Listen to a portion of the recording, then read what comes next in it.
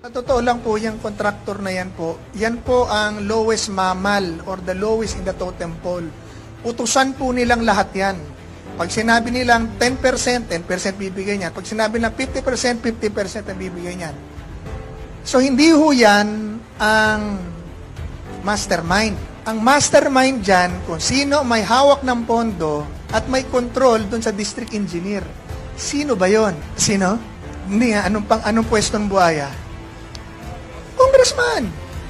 Congressman naman ang nasusunod eh. Pagka ayaw ng DE, district engineer, ito po ang nagpapabid.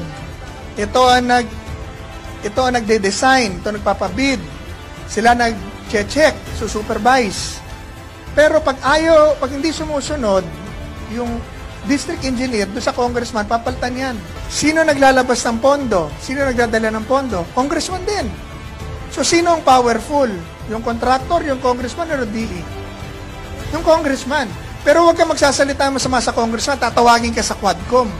Dito, tatawagin mo ako sa Quadcom. Po, okay na eh. Tatay ko, 12 years na kulong eh. Sarap ng kulungan nila ron, naka-aircon ka pa.